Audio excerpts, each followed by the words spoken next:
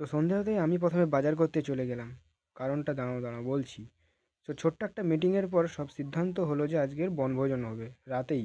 সব বাড়িতে টাকা কালেক্ট করে প্রথমে বাজার করে নিয়ে এলাম। তো আমি একা বাজারে গিয়েছিলাম, তারপরে বাড়িতে এসে দেখি পেঁয়াজ এবং নানান মশলাপাতির জিনিস হয়ে গেছে, আলু সিদ্ধও হয়ে গেছে। আরে আরে আরে, যাচ্ছ কোথায়? দাঁড়াও, চালও সিদ্ধ হয়ে গেছে, তার মানেটা কি? আজকের বিরিয়ানি হবে, চলো।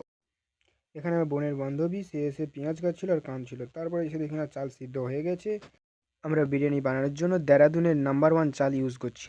তো আমাদের কাছে কিছু কাজ না থাকায় আমি একটা দইয়ের প্যাকেট নিয়ে বসে পড়ি এটা টেস্ট করার জন্য। তো টক দই তো টকই হয়, টেস্ট করার কী আছে, তো এটাই পড়ছিলাম যে কী কোম্পানি।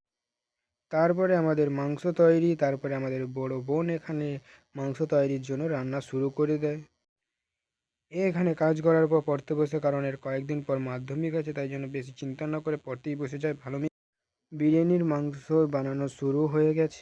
আরে বাস, দেখলাম যে মাংস পুরো তৈরি।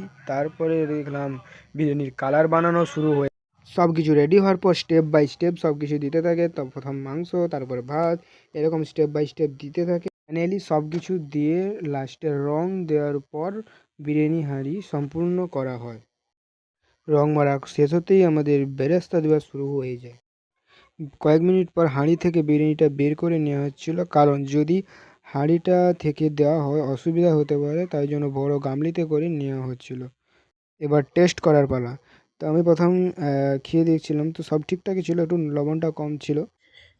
তারপরে একটুখানি রাইস, একটুখানি আলু, তারপরে একটুখানি চিকেন দিয়ে একটা রাজকীয় বাইট নিলাম। ফাইনালি লাস্টে রায়তাটা দেওয়া হয়। তো আজকের ভিডিও এই পর্যন্ত, দেখা হচ্ছে next video, tata bye bye.